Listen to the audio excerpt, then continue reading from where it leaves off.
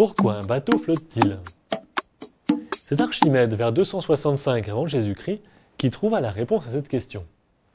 Archimède était grec et vivait à Syracuse en Sicile. La légende raconte que le roi de Syracuse lui avait demandé de vérifier si une couronne qu'il avait faite réaliser était réellement en or, et non pas dans un mélange d'or et d'argent moins coûteux. C'est alors qu'il était au bain public qu'il trouva la solution. Très excité par sa découverte, il sortit entièrement nu dans la rue en criant « Eureka !», c'est-à-dire « J'ai trouvé ». Cette anecdote nous est rapportée par l'architecte romain Vitruve, qui vécut 200 ans après Archimède. Ce qu'a trouvé Archimède, c'est ce qu'on appelle maintenant la poussée d'Archimède. Tout corps plongé dans l'eau subit une force verticale dirigée vers le haut, égale au poids du volume d'eau déplacé. Prenons un exemple concret. Un cube vide, ouvert sur le haut, de 1 mètre de côté. Le volume du cube est donc de 1 mètre cube, ce qui correspond à 1 tonne d'eau. Si les parois du cube pèsent 1 tonne, la poussée d'Archimède équilibre exactement son poids, et notre cube reste dans l'eau, là où on le met. Aucune force ne le fait monter ni descendre. Si maintenant les parois du cube pèsent seulement 1 demi-tonne, il va seulement s'enfoncer à moitié. Il occupe ainsi un demi-mètre cube d'eau, et la poussée d'Archimède exerce bien alors une force correspondante à 1 demi-tonne. Mais soyons réalistes, et supposons que les parois de notre cube soient en aluminium de 1 cm d'épaisseur. Il pèse alors 135 kg et ne s'enfonce donc que de 13,5 cm. On pourrait sans problème faire de notre cube un bateau de transport de passagers.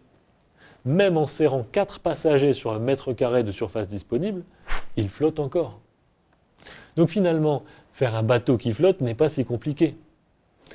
Mais pas si facile non plus. Car notre cube à vide, avec plus de 85% de sa masse hors de l'eau, n'est pas stable. À la moindre petite vague, il va se retourner et prendre l'eau. Et c'est arrivé à de vrais navires, comme le Vasa, un navire de guerre suédois, mis à l'eau en 1628 à Stockholm.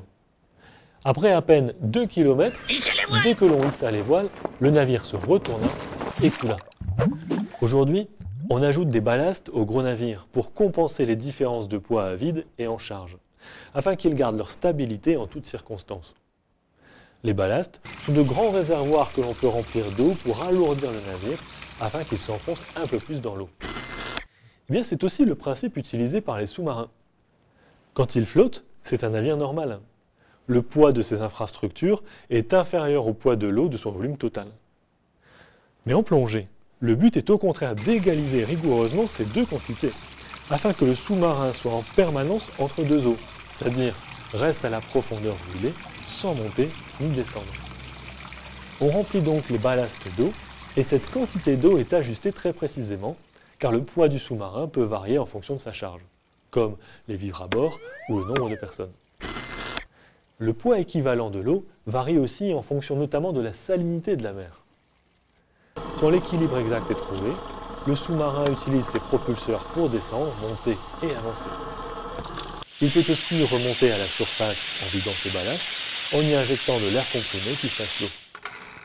Et la couronne du roi de Syracuse dans tout ça? Eh bien, le joaillier du roi était bien un escroc.